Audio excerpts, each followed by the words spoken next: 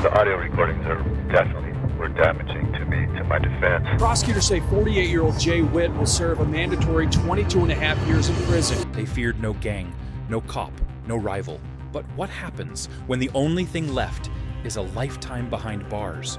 These men, known for their ruthless tactics, often face the courtroom with the same cold defiance they showed in their violent pasts. Do they fall apart when the sentence is handed down, or face it like true outlaws? From Joseph Lancia's emotionless silence to Kaisov's chilling words, these are the Hell's Angels who didn't blink when their fate was sealed.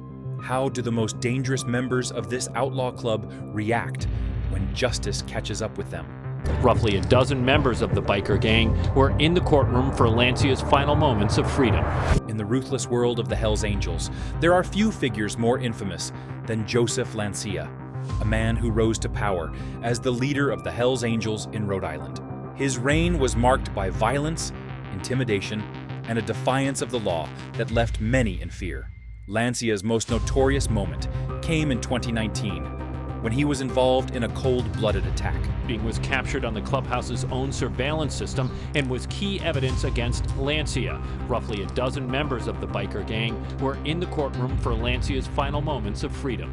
He was standing outside the Hell's Angels clubhouse, holding a semi-automatic pistol, when he fired at a truck carrying Richard Starino. The bullet pierced the truck, but Starino wasn't the type to back down. He continued driving, and Lancia calmly retreated back into the clubhouse.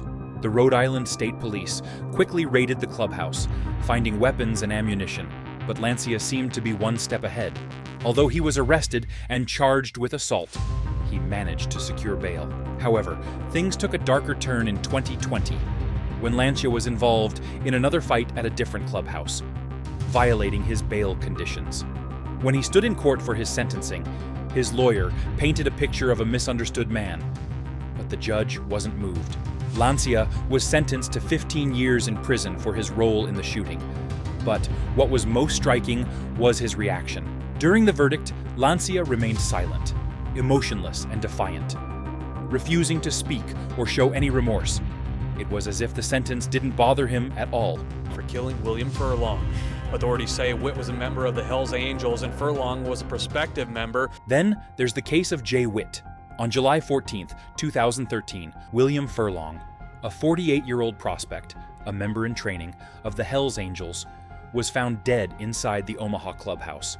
He had been shot 3 times.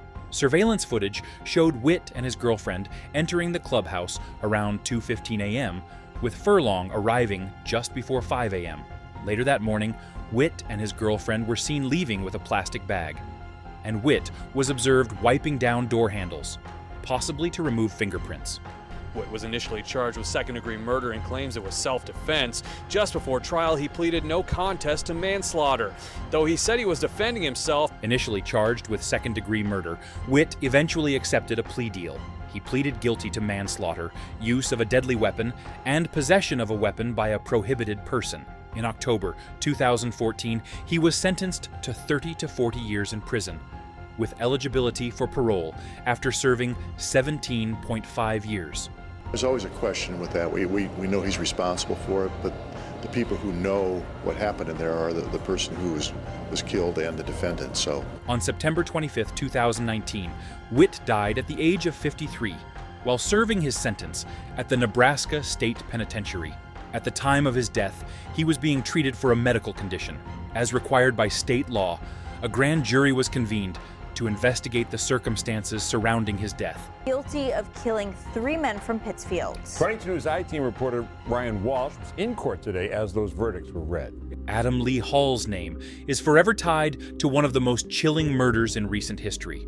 In 2011, Hall was at the center of a gruesome triple murder that shocked Massachusetts. The victims, David Glasser, Edward Frampton, and Robert Shadwell, were brutally murdered and dismembered in a calculated effort to silence them. The men were killed to prevent them from testifying against Adam Lee Hall in a separate case involving the Hell's Angels. Hall's connection to the motorcycle club made the crime even more sinister, as it was believed that the Hell's Angels were trying to protect their own from legal trouble. The crime scene was horrendous, with the victims' remains being scattered across a remote location, further demonstrating the brutal nature of Hall's actions. Adam Lee Hall's moment of freedom was over. His handcuffs were slapped back on. A jury found Hall, a member of the Hells Angels biker gang, guilty of killing 3 men from Pittsfield. Throughout the trial, Hall remained cold and defiant, showing no remorse for the lives he had taken. Despite the overwhelming evidence against him, including witness testimony and physical evidence, Hall rejected a plea deal and maintained his innocence. His emotional detachment was evident during the trial, where he refused to show any signs of regret or sorrow for the lives he destroyed. Perhaps not. This does not bring back their loved one. One of the victims, Robert Chadwell, had several family members in court. They were relieved when they heard the verdict. In the courtroom, he came across as arrogant and unmoved by the pain he had caused. When the jury finally returned with its verdict, Hall was sentenced to 3 consecutive life terms without the possibility of parole. His reaction? A stone-cold silence. He showed no emotion, no sign of regret, just the same indifference that had marked his actions all along. Victims a year before the slaying. In 2014, Paul and his co-conspirators, David Shaloo and Caius Veiovis, were all found guilty of first-degree offenses. David Shaloo, who was an accomplice in the triple murder, displayed a similar detachment in his own trial. Alongside Hall and Kaisov, Shaloo played a key role in the grisly murder, helping to dismember and bury the victims in a calculated attempt to erase any trace of the crime. The trial exposed the brutal nature of the crime, as witnesses took the stand to describe how the men were silenced in the most horrific way possible. However, it wasn't just the violence that shocked people. It was Shaloo's emotional detachment in court. He remained almost stoic throughout the trial, showing little to no reaction to the testimonies of those who spoke of the victim's pain. As the jury delivered its verdict, sentencing Shaloo to 3 consecutive life sentences, his reaction was chillingly impassive. Like Hall, Shaloo showed no remorse, no sign of guilt, just a quiet acceptance of his fate. Richard DeVries, the reputed president of the Las Vegas Hells Angels, was arrested during a court hearing. Richard DeVries, the president of the Hells Angels Las Vegas chapter, became infamous for his involvement in a violent shooting spree that rocked the city. As the leader of one of the most powerful chapters of the notorious motorcycle gang, DeVries was no stranger to criminal activity. However, it was a deadly revenge attack on the rival Vagos Motorcycle Club that would cement his legacy in biker reputation. In May 2020, a bloody shooting unfolded on a Henderson highway, where DeVries and other Hells Angels members allegedly opened fire on a convoy of Vagos motorcyclists. The violence was not just a random act. It was retaliation for the shooting of a Hells Angels member in San Bernardino, California, months earlier. The attack was a clear message, a brutal show of power meant to avenge one of their own and assert dominance over their rivals. On racketeering and gang charges in connection with a shooting that injured members of the rivals Vagos Motorcycle Club. Richard DeVries. The shootout sent bullets flying down the highway, leaving a trail of destruction. Though several Vagos members were injured, no one was killed, but the message was unmistakable. This was the Hells Angels, asserting their control through violence and intimidation. Conspiracy to commit murder and more than 20 counts of shooting at an occupied vehicle. This comes after a shootout between rival biker gangs on the 95 back in May. 7 people were hurt. DeVries and his co-defendants are due back in court on Thursday. The police quickly responded, piecing together evidence that implicated DeVries and his associates. Witnesses saw men in Hells Angels gear near a Harley-Davidson dealership shortly after the shooting, and video footage captured DeVries and others approaching the Vagos group just before shots were fired.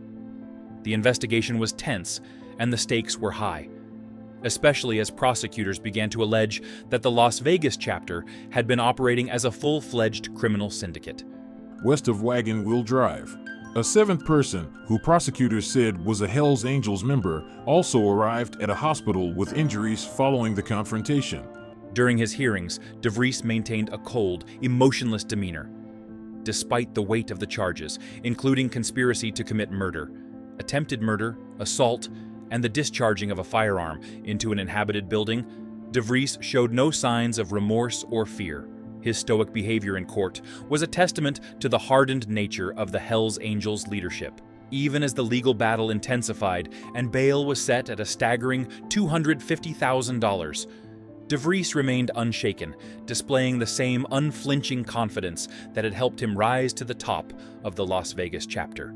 So, let us know in the comments below, which life sentence shocked you the most? And while you're at it, make sure to check out our next video.